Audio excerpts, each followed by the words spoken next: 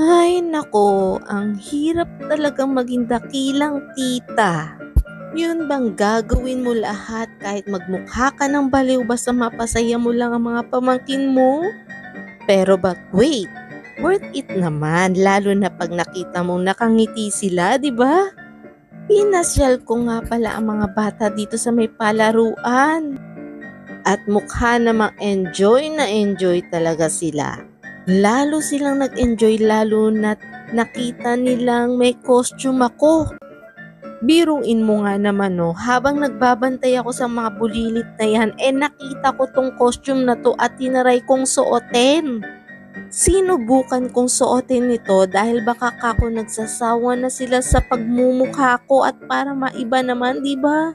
So far, so good naman dahil parang nagustuhan nila at nag-enjoy naman sila. Pero parang ako rin naman yata ay nag-e-enjoy. Titig nga pala yung pamangkin ko sa suot ko. Siguro nagtataka siya kung saan ko ito nakuha. Nakompleto ko yata ang paglalaro nila dahil may nagbabantay sa kanilang naka-costume. Pati rin naman pala ang hipag ko ay natatawa sa akin.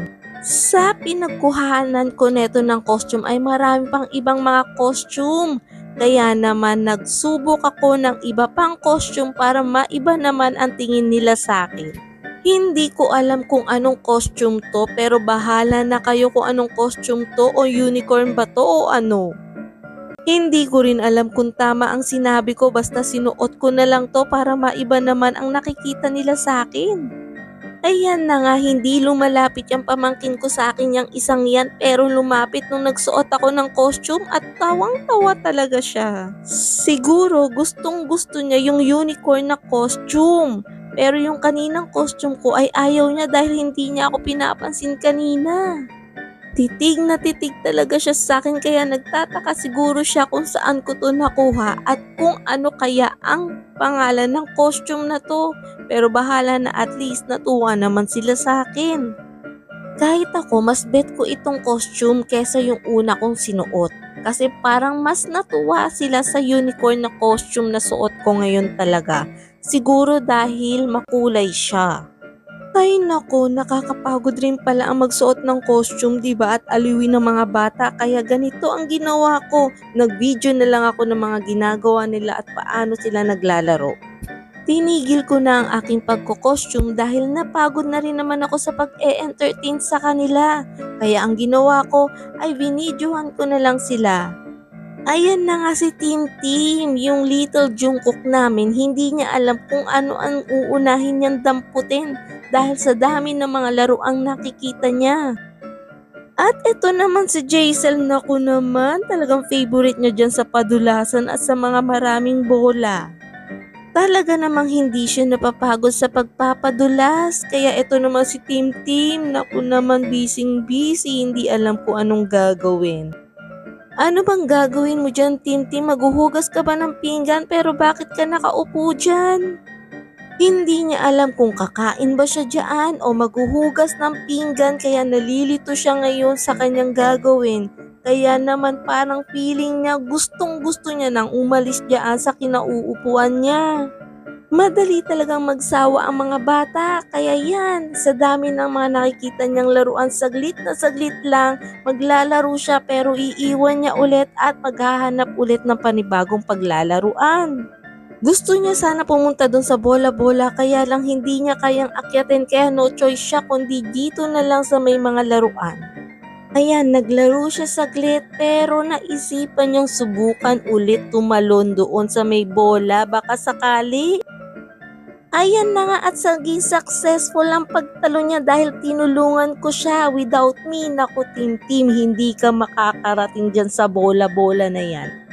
Kaya dapat mamaya after niyan, dapat kikis mo si mami ha?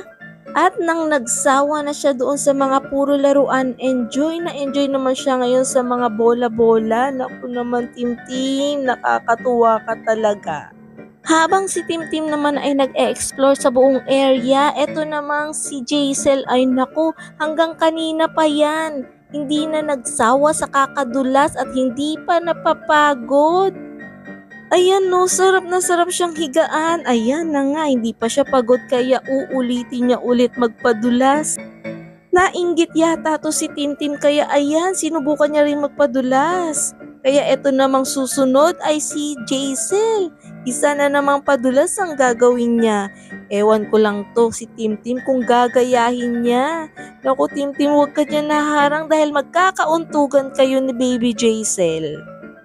Ang mga ganitong bata, naku naman, pagod na yung mga bantay pero sila full energy pa rin.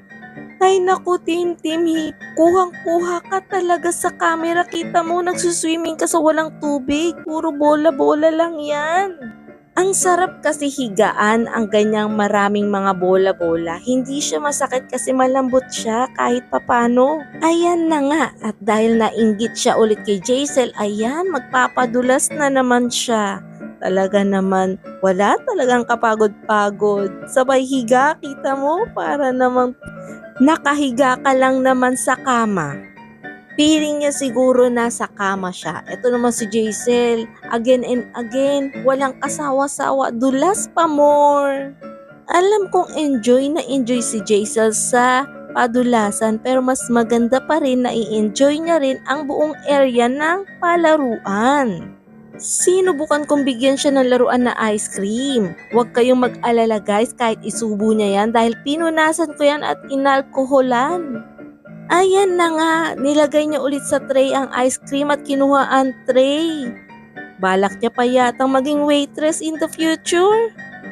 Yun nga lang palpak dahil nahulog ang tray. Kinuha niya naman ang ice cream at sinubo kaya kala niya siguro totoong ice cream ito. Sobrang enjoy ang mga bata talaga. Kaya naman natutuwa ako sa kakapanood sa kanila. Kaya kayo guys, thank you for watching. Bye-bye!